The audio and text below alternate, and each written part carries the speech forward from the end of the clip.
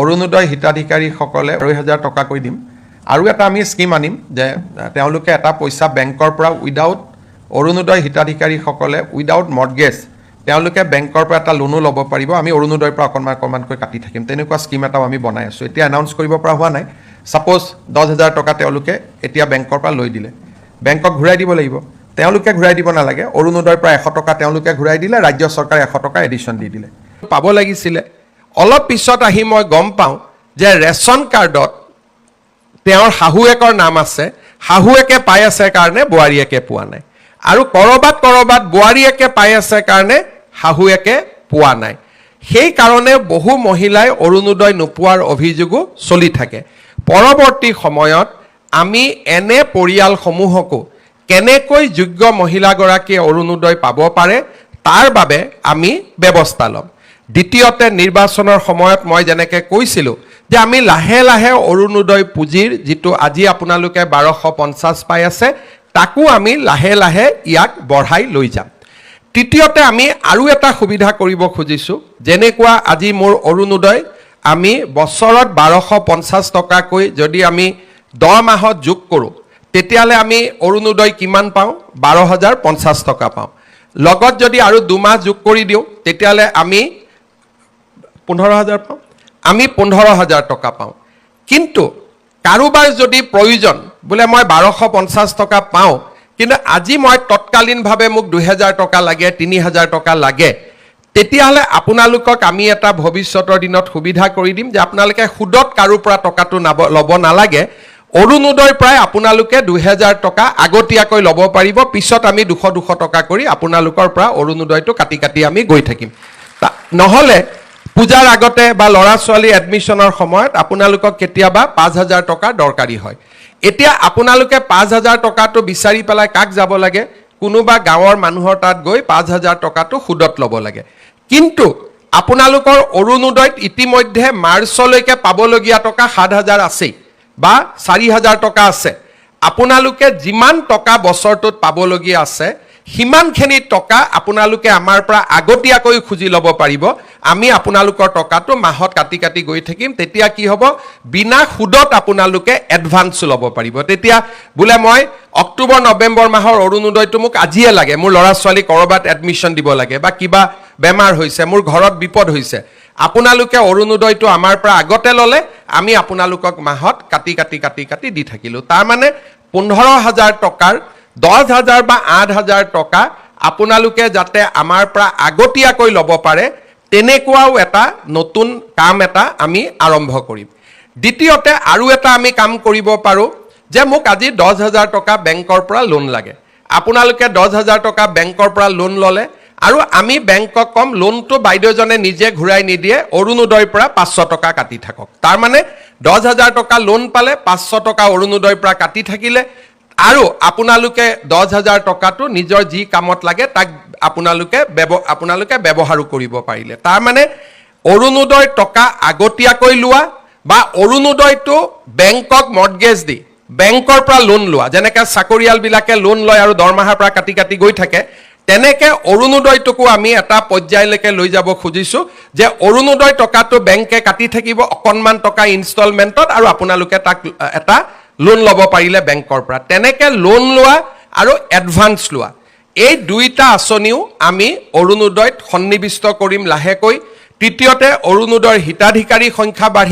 বঢ়াম আৰু চতুৰ্থতে আমি অৰুণোদয়ৰ পুঁজিও আমি লাহে লাহে বৃদ্ধি কৰি গৈ থাকিম যাতে ই আপোনালোকক সহায় কৰিব পাৰে ই আপোনালোকক বিপদৰ সময়ত সহায় কৰিব পাৰে আজি আমাৰ সমাজত মই বহুত মানুহক দেখোঁ যে মানুহৰ যেতিয়া কিবা কাৰণত বেলেগ কিবা ঘটনা ঘটি থাকে মানুহে খালি অৰুণোদয়ক গালি দিয়ে চৰকাৰে ইমান এইটো কৰিব পৰা নাই অৰুণোদয়ত কিন্তু টকা দি আছে এইটো কথা মানুহে বুজি নাপায় যে অৰুণোদয় টকাটো হিমন্ত বিশ্ব শৰ্মাৰ ঘৰত নাহে অৰুণোদয় টকাটোৱে 37 লাখ মহিলাৰ মুখত হাঁহি বিৰিঙাই 37 লাখ মহিলাই এই অৰুণোদয় আঁচনিটোৰ বাবে প্ৰত্যেক মাহত অপেক্ষা কৰি থাকে যিসকলে অৰুণোদয় গালি পাৰি থাকে ইতিমধ্যে তেওঁলোকে প্ৰমাণ পাইছে যে অৰুণোদয় গালি পাৰিলে কিমান বিপদ হ'ব পাৰে এইবাৰ ইলেকশ্যনৰ ৰিজাল্টতে মাসকলে দেখুৱাই দিলে যে অৰুণোদয় গালি পৰা পাৰ্টিক কোনেও ভোট নিদিয়ে আৰু সেই কাৰণে অৰুণোদয় গালি গালাজ কৰিব নালাগে বৰঞ্চ চৰকাৰক ক'ব লাগে যে অৰুণোদয়টো বাঢ়িলে অলপ বঢ়াই দিয়ক বুলিহে ক'ব লাগে, তেতিয়াহে আই মাতৃসকলে ভাল পাব। তাকে নকৰি বহুত মানুহে খালি মোকতো গালি পাৰিব নোৱাৰে, তেতিয়া অৰুণোদয়টোক গালি পাৰি থাকে। এই কথাটো মই মানুহক অনুৰোধ কৰিম, যিসকলে অৰুণোদয়ক বেয়া পায়,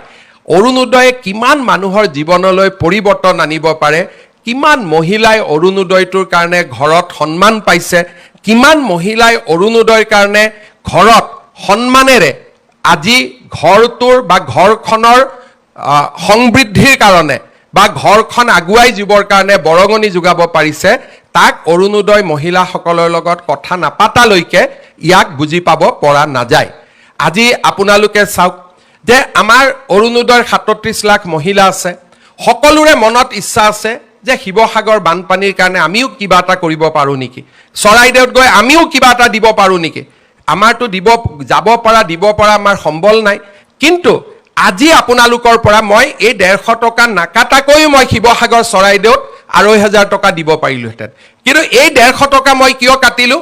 আজিৰ পৰা আপোনালোকেও গৌৰৱেৰে সৈতে ক'ব পাৰিব যে শিৱসাগৰ চৰাইদেউৰ বানপানীৰ কাৰণে আমিও কিবা এটা অন্তত আগবঢ়ালোঁ। আগতে মনত থাকে চবেই দি আছে, আমিতো একোৱেই কৰিব পৰা নাই। আজি চৰকাৰে আপোনালোকক এটা সুবিধা কৰি দিলে যে এই 150 টকা আপোনালোকৰ টকা আজি আপোনালোকে কাক দিলে, শিৱসাগৰ চৰাইদেউ যোৰহাট গোলাঘাটত বান আক্ৰান্ত ৰাইজক আপোনালোকে আগবঢ়ালে। এইটো মই দিয়া নহয়, আমাৰ অৰুণোদয়ৰ 37 লাখ মহিলাই আপোনালোকক দিয়া পুঁজিৰ পৰা আপোনালোকে 150 টকা আজি আমাৰ আই মাতৃসকলক কাক দিলে, শিৱসাগৰ চৰাইদেউ যোৰহাট গোলাঘাটত। কালি যদি ধেমাজি লখিমপুৰত বানপানী হয়, কালি যদি গোৱালপাৰাত বানপানী হয়, একেধৰণে শিৱসাগৰ চৰাইদেউ যোৰহাটৰ মহিলাই 150 টকা আমাৰ আন মহিলাসকলক দিব। অৰ্থাৎ এনেকৈ এটা অৰুণোদয় পৰিয়াল গঢ় লৈ উঠিলে যে ইজনে সিজনৰ বিপদৰ সময়ত আমি থিয় দিলোঁ, ইজনে সিজনে বিপদৰ সময়ত আমি একেলগে থিয় দিলোঁ। তাৰ মানে আজি অৰুণোদয় অকল আঁচনিয়ে নহয়, অৰুণোদয় আজি এটা ডাঙৰ মানৱতাৰো বাৰ্তা দিলে। মোকতো বহুত মহিলাই কৈ আছিলে যে মামা আমাৰ গোটেই টকাটো এই মাহত দি দিয়ক, ছেপ্টেম্বৰৰ পৰা আপুনি অৰুণোদয় দিলেও হ'ব। তাৰ মানে আমাৰ মাসকলৰ মন কিমান বহল। আৰু আমি এইকাৰণে গোটেই টকা ল'ব খোজা নাই, কাৰণ এই মুহূৰ্তত এনেকুৱা নহয় যে আমি বান সাহায্যক দিব নোৱাৰিম বা আমি অৰুণোদয় হিতাধিকাৰীসকলক বা আই মাতৃসকলক সহায় কৰিব নোৱাৰিম। আমি অৰুণোদয়ো চলাই ৰাখিম, বান সাহায্যও চলাই ৰাখিম। কিন্তু আজি যে 150 টকা মই দিয়া নহয়, এই 150 টকা আপোনালোকে দিলে, আৰু আপোনালোকৰ মনটোত আজিৰ পৰা এটা ডাঙৰ শান্তি আনি দিলে যে ময়ো বানপানীত সহায় কৰিছোঁ, ময়ো বানাক্ৰান্ত ৰাইজক কিবা নহয় কিবা এটা ময়ো দিব পাৰিছোঁ। আজি মই পুনৰ এবাৰ আমাৰ শিৱসাগৰ চৰাইদেউ যোৰহাট গোলাঘাটৰ বানাক্ৰান্ত ৰাইজক আজি আমি আকৌ এবাৰ মনত পেলাইছোঁ। আজি আমি ক্ষুদ্ৰ অৰুণোদয় পৰিয়ালটোৱে লগ লাগি, মামাই দিয়া নাই, হিমন্ত বিশ্ব শৰ্মাই দিয়া নাই, অৰুণোদয় পৰিয়ালটোৱে লগ লাগি আজি বানাক্ৰান্ত মহিলাসকলক আমি 1250 টকাৰ জাগাত আমাৰ এটা একে পৰিয়ালৰ সদস্য হিচাপে আমি 2,500 টকা আজি আমি আগবঢ়ালোঁ। আপোনালোকে এই টকাটো গ্ৰহণ কৰিব আৰু বিপদৰ সময়ত নিশ্চিতভাৱে এই পুঁজিটোৱে আপোনালোকক সহায় কৰিব। ভৱিষ্যতৰ দিনত চৰকাৰে আপোনালোকক সহায় কৰি থাকিব। আপোনালোক অকলে নহয়, আপোনালোকৰ লগত আমি সকলো আছোঁ আৰু বিপদৰ সময়ত আমি সকলোৱে একেলগে চৰাইদেউ শিৱসাগৰ যোৰহাট গোলাঘাটৰ ৰাইজক সহায় কৰিম। এই বাৰ্তা আজি আমি আনুষ্ঠানিকভাৱে প্ৰেৰণ কৰিছোঁ। মই বহুত দীঘলীয়াকৈ নকওঁ, অৰুণোদয় সম্পৰ্কত নতুন নতুন খবৰ, কেনেকৈ আঁচনিটোক আৰু ভাল কৰিব লাগে তাৰ কাৰণে মই প্ৰচেষ্টা চলাই ৰাখিম। এইটো মাত্ৰ আৰম্ভণিৰ বছৰ। আপোনালোকে অৰুণোদয় আঁচনিখন নতুন ৰূপত সাজত আপোনালোকে দেখা পায়েই থাকিব। অৰুণোদয় সদায় আপোনালোকৰ লগত ঘৰখনৰ সাৰথি হিচাপে আপোনালোকৰ লগত থিয় হৈ থাকিব। পুনৰ এবাৰ অৰুণোদয় মাতৃসকললৈ মই মোৰ কৃতজ্ঞতা, মই মোৰ ধন্যবাদ জ্ঞাপন কৰিছোঁ। বহুত দীঘলীয়াকৈ আজি নকওঁ, কাৰণ বানপানীৰ পৰিৱেশ, আমি আকৌ এনেকৈ লগ পাম। পুনৰ এবাৰ আপোনালোক সকলোকে ধন্যবাদ জনাইছোঁ। ৰাজ্য চৰকাৰৰ বিত্তমন্ত্ৰী জয়ন্ত মল্ল বৰুৱা,